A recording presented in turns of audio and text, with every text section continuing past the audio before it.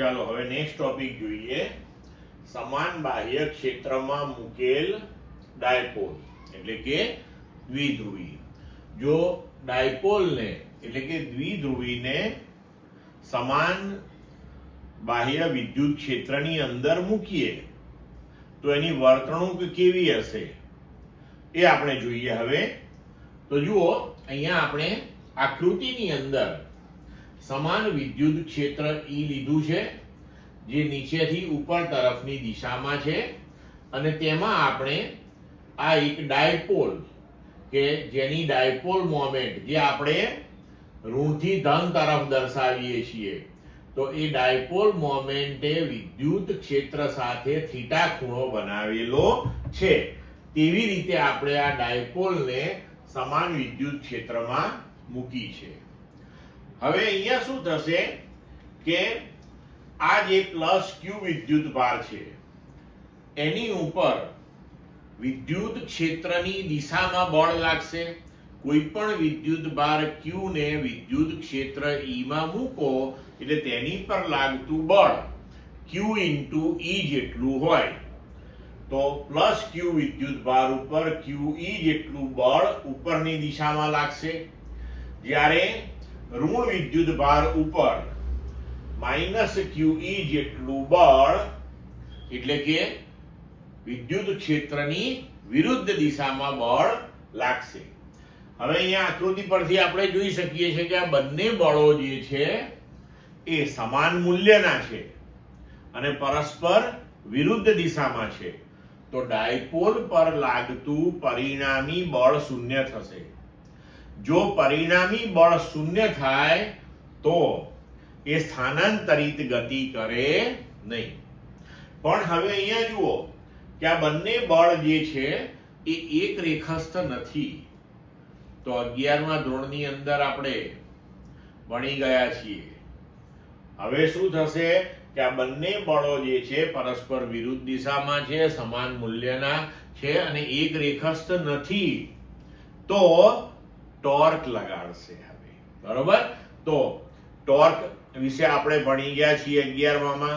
તો ટોર્ક બરાબર બળનું મૂલ્ય ગુણ્યા બંને બળો વચ્ચેનું લંબ અંતર.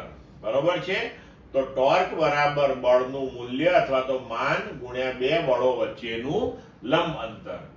હવે આપણે આ બળની લાગ રેખા અહીંયા દોરી અને અહીંથી આપણે માઇનસ Q ઉપરથી એની ઉપર લંબ દોરીએ તો આ જે બે બળો છે તેમની વચ્ચેનું લંબ અંતર જે છે એ 2a sin થીટા, કારણ કે આ બાજુ આપણી 2a છે, આ ખૂણો થીટા, તો આ ખૂણો પણ થીટા થશે.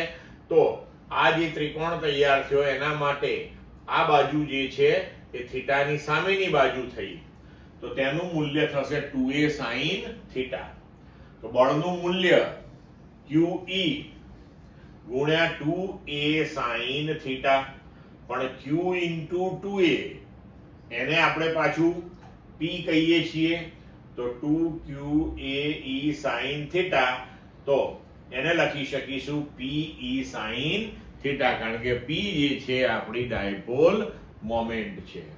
તો હવે આ PE sin થીટા જે આપણને ટોર્કનું મૂલ્ય મળ્યું એને આપણે સદિશ સ્વરૂપે ટોર્ક ટાઉ બરાબર P ક્રોસ E થી પણ રજૂ કરી શકીએ.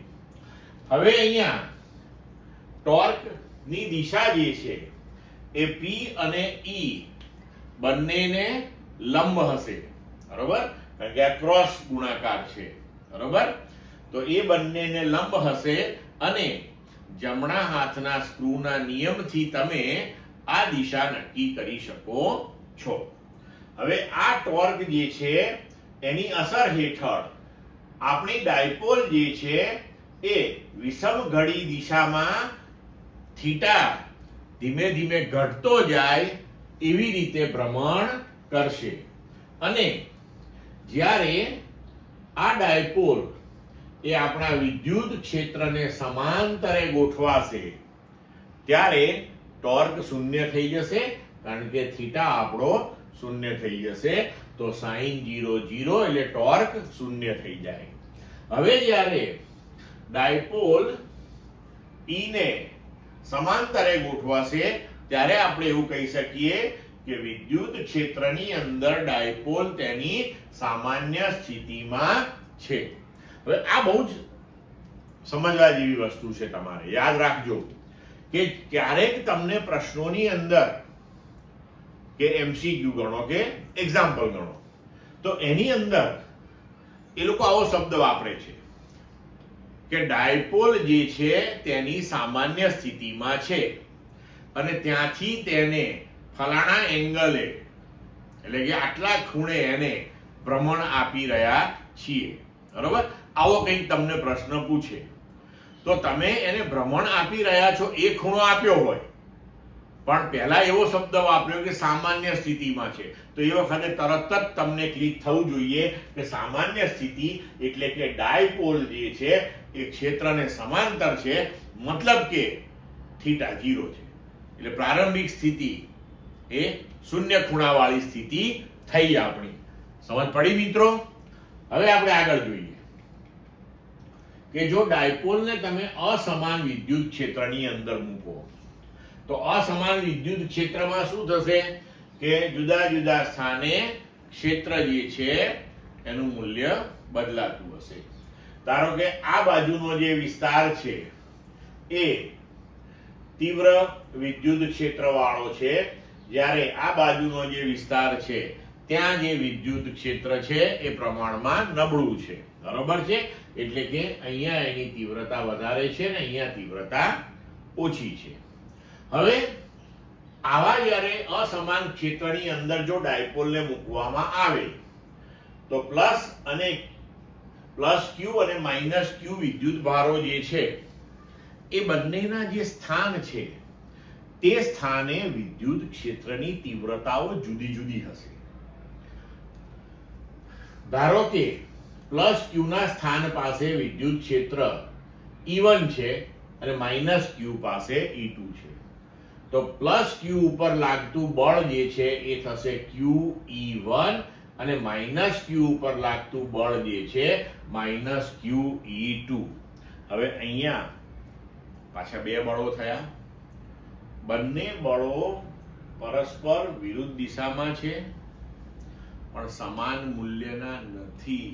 હવે સમાન મૂલ્યના નથી એટલે કંઈક પરિણામી બળ લાગશે એની ઉપર અને સાથે સાથે આ બંને બળો પાછા એક રેખસ્થ નથી એટલે ટોર્ક પણ લાગશે. તો બળ અને ટોર્ક બંને લાગશે આ ડાયપોલ ઉપર એટલે ડાયપોલ જે છે એ સ્થાનાંતરિત ગતિ કરશે અને સાથે સાથે એ રોટેશન પણ કરશે ટોર્કની અસર હેઠળ. બરોબર? તો આ પ્રમાણેની તેની ગતિ થશે. એટલે કે ધારો કે આ આપણો કિસ્સો વિચારીએ તો આ બાજુ વિદ્યુત ક્ષેત્ર તીવ્ર છે તો એનો મતલબ એ થયો કે આ QE1 બળ જે છે એ માઇનસ QE2 કરતા પ્રબળ છે. તો આપણી ડાયપોલ જે છે એ આ દિશામાં સ્થાનાંતર કરશે પણ ટોર્કના લીધે એ વિષમઘડી દિશાની અંદર આમાં સમઘડી દિશાની અંદર રોટેશન કરશે એટલે કે એ આ રીતે આમાં ફરતી ફરતી ફરતી આગળ જશે અને જ્યારે વિદ્યુત ક્ષેત્રને સમાંતરે ગોઠવાશે પછી એનું સ્થાનાંતરિત મોશન ખાલી એટલે કે સ્થાનાંતરિત ગતિ માત્ર એની મળશે. એ પછી એનું ભ્રમણ અટકી જશે. પડી સમજ મિત્રો?